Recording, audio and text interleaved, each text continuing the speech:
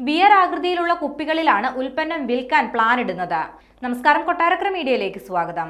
1 വർഷം വരെ കേടുകൂടാതെ സൂക്ഷിക്കാവുന്ന കുപ്പിക്കള്ള് പുറത്തിറക്കാൻ ഒരുങ്ങുകയാണ് കേരള ടോഡി ബോർഡ്. നിലവിൽ 3 ദിവസം മാത്രമേ കള്ള് സൂക്ഷിക്കാൻ കഴിയുകയുള്ളൂ.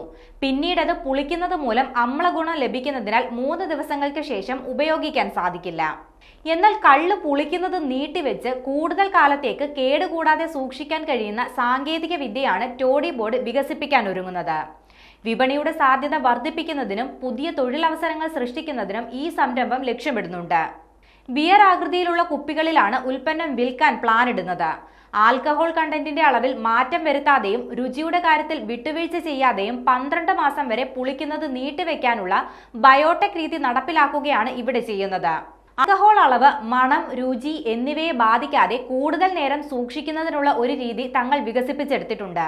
ഇതിലൂടെ വാണിജ്യ വിപണിയിൽ കുപ്പിക്കള്ള് അവതരിപ്പിക്കാനും ഇത് കള്ളുഷാപ്പുകളെ ആശ്രയിക്കുന്നത് കുറച്ചുകൊണ്ട് വ്യവസായം ശക്തിപ്പെടുത്താനും തങ്ങളെ അനുവദിക്കുമെന്നും ബോർഡ് ചെയർമാൻ UP ജോസഫ് പറഞ്ഞു.